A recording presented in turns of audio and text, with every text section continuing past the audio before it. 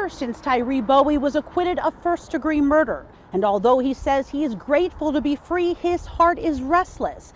Today, he is speaking out about the justice that he says was denied to him, but most importantly, to Dante Mullinix, the 2-year-old child he was accused of killing. It started with a simple Facebook message. She looked like someone he used to work with. It turned out she wasn't, but the messages continued.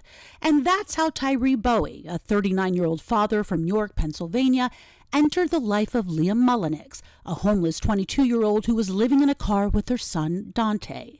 In the 18 days that they knew one another, Tyree would find a shelter for her to stay in, give her money, rides, pick up medicine for her son Dante, even take them to his mother's to shower and eat.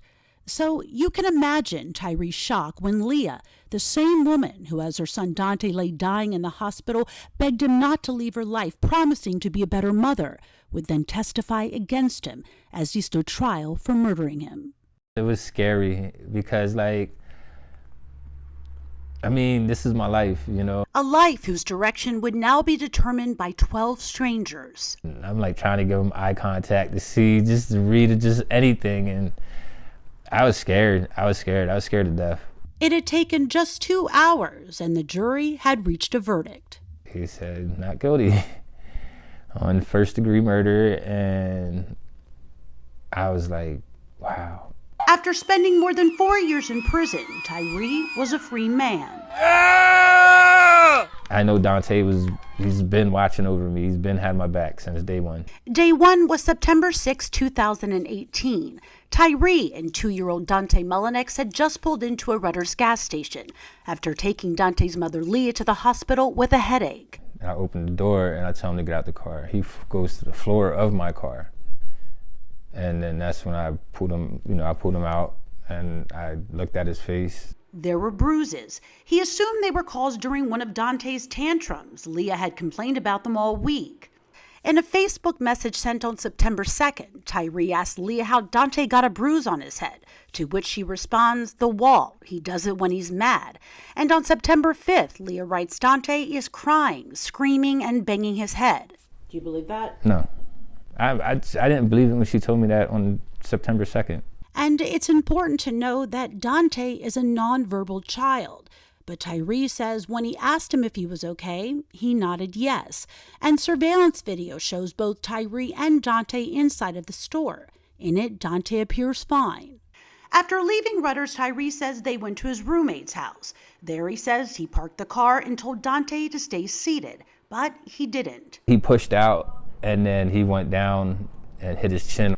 And again, records show that Tyree messaged, then FaceTimed Leah to tell her what happened. Both agreed that Dante was okay, but a few minutes later, Tyree made another FaceTime call to Leah. I told her I got to bring him back to the hospital because I can't find the key.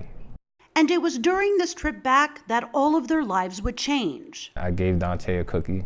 A teddygram.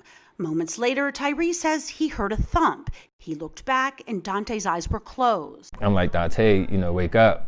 And he didn't wake up. He started to slide down to the floor of my car. Still driving, he pulled Dante onto his lap. I'm pushing on his chest. I'm blowing in his mouth. And when I blew in his mouth, the piece that was stuck in his throat flew out of his nose and it stuck to my face. Then Dante stopped breathing. And watching this nightmare unfold in real time from the hospital was Leah. Remember that FaceTime call that Tyree made to Leah telling her that he had forgotten his keys and needed to bring Dante back to the hospital? Well, it turns out that FaceTime call never ended.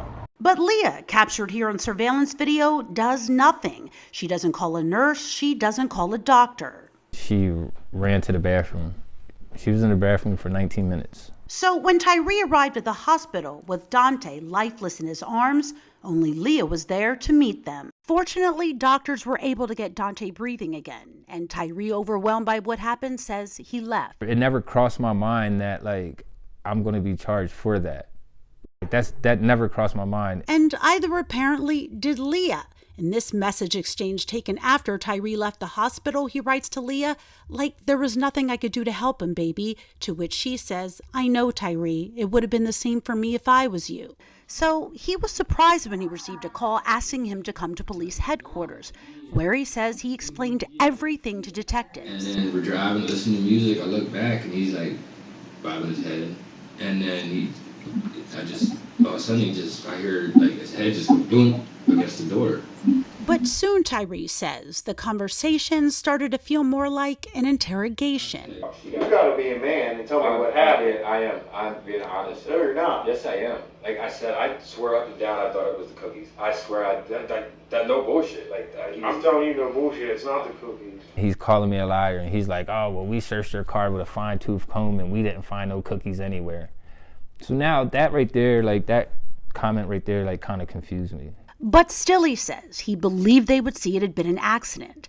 That was until 9 days later, when he got a call telling him Dante was dead. After the interview, he just said he's charging me with criminal homicide. First-degree premeditated murder. Tyree would spend the next 4 years in prison just waiting to go to trial. What made it worse, he said, in the eyes of the public, he was a child killer.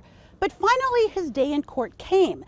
And because of a dogged defense attorney and another look at the evidence, opinions started to change. And Dante's voice was finally heard. That's part 2 in my series, Silent Witness.